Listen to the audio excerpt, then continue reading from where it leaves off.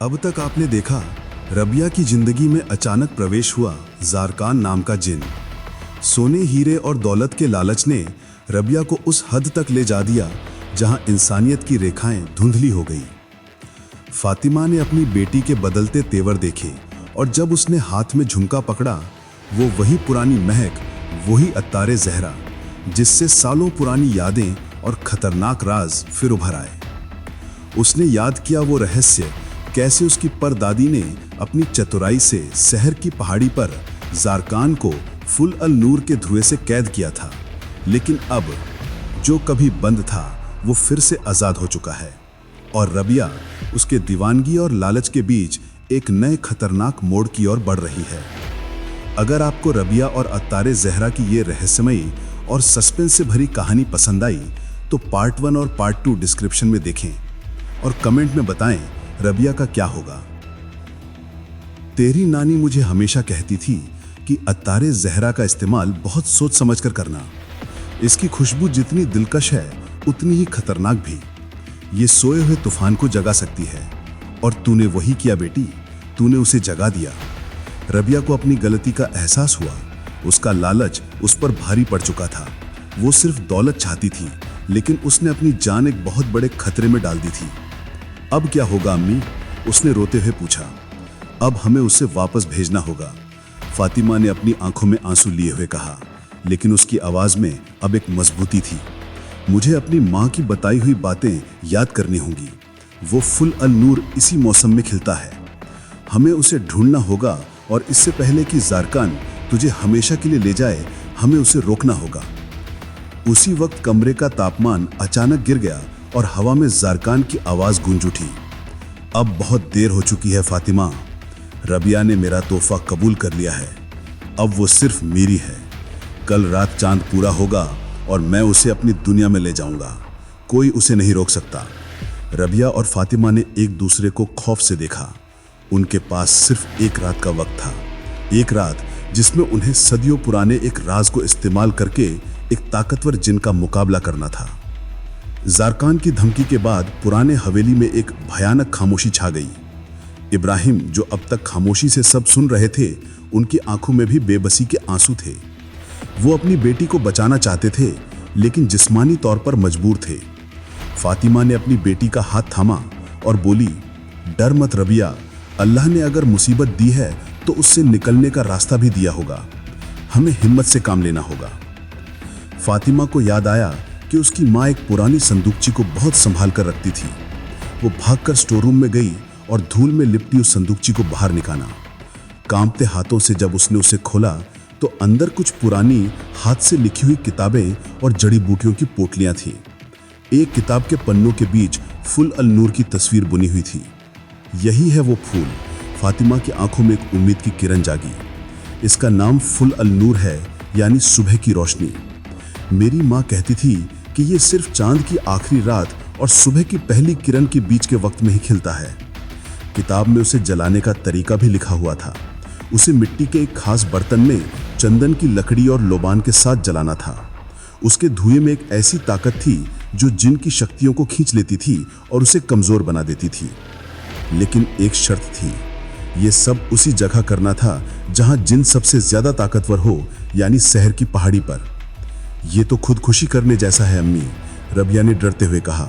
वो मुझे वहां देखते ही, हमें उसे धोखे से वहां लाना होगा। तुझे ऐसा बर्ताव करना होगा जैसे तू उसके साथ जाने के लिए तैयार है। जब वो अपनी जीत के नशे में होगा और पूरी तरह बेफिक्र होगा, तभी हम अपना काम कर पाएंगे। रबिया की रूह कांप गई। ये एक बहुत बड़ा खतरा था। अगर उनका दाव उल्टा पड़ गया तो ज़ारकान उसे पल भर में खत्म कर सकता था। लेकिन अब उसके पास कोई और चारा नहीं था। अपनी माँ के चेहरे पर यकीन और अपने अपाहिज अब्बा की बेबसी देखकर उसे हिम्मत मिली। ये लड़ाई सिर्फ उसकी नहीं बल्कि उसके पूरे परिवार की थी। रात गहराने लगी। फातिमा और रबिया ने तैयारी शुरू कर दी। फातिमा ने अपनी माँ की बताई हुई जड़ी बूटियों को पीसना शुरू किया और रबिया मिट्टी का बर्तन तैयार करने लगी। आधी रात के करीब ज़ारकान रबिया के कमरे में जाहिर हुआ। आज वो पहले से भी ज्यादा शानदार लग रहा था। तैयार हो मेरी मलिका? उसने मुस्कुराते हुए पूछा। रबिया ने गहरी सांस ली और अपनी जिंदगी का सबसे मुश्किल अभिनय शुरू किया। उसने नजरें झुकाकर शर्माते हुए कहा, हाँ मैं तैयार हूं, लेकिन मेरी एक आखिरी ख्वाहिश है। हुक्म करो, ज़ारकान ने कहा। मैं इस शहर को, इस पुराने हवेली को आखिरी बार देखना चाहती हूँ। मैं आपके साथ उसी शहर की पहाड़ी से जाना चाहती हूँ जहां हमारी पहली मुलाकात हुई थी, रबिया ने कांपती आवाज में कहा। ज़ारकान हंसा। कैसी दीवानगी है, लेकिन तुम्हारी हर ख्वाहिश पूरी होगी।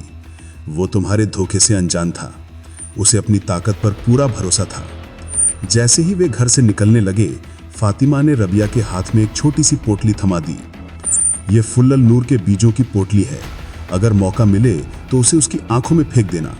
कुछ पल के लिए ही सही, ये उसे अंधा कर देगी। रबिया ने पोटली अपनी मुट्ठी में भींच ली। शहर की पहाड़ी पर पहुंचते ही हवा सर्द हो गई। चांद अपनी पूरी आब और ताप के साथ चमक रहा था और उसकी रोशनी में पहाड़ी और भी भयानक लग रही थी। ज़ारकान ने अपना हाथ आगे बढ़ाया। चलो, अब वक्त हो गया है। रबिया का दिल जोर जोर से धड़क रहा था। उसने देखा कि कुछ दूरी पर एक बड़े पत्थर के पीछे फातिमा मिट्टी का बर्तन और आग जलाने का सामान लिए हुए छिपी हुई थी। एक पल, रबिया ने कहा और ज़ारकान की तरफ घूमी। उसने अपनी आंखों में आंसू भरकर कहा, मैं हमेशा से खूबसूरत दिखना चाहती थी, दौलत चाहती थी। आपने मुझे सब कुछ दिया। मैं बस आपका चेहरा एक बार जी भर कर देखना चाहती हूँ। ज़ारकान उसकी इस अदा पर फिदा हो गया। वो मुस्कुराता हुआ उसकी ओर करीब आ गया। यही मौका था। रबिया ने पूरी ताकत से अपनी मुट्ठी में बंद पोटली के फुल अलनूर के बीच ज़ारकान की आंखों में फेंक दिए। ज़ारकान चीखा और पीछे हट गया। उसकी आंखें जलने लगी। उसी पल फातिमा ने मिट्टी के बर्तन में चंदन और लोबान के साथ फुल अलनूर को जलाया।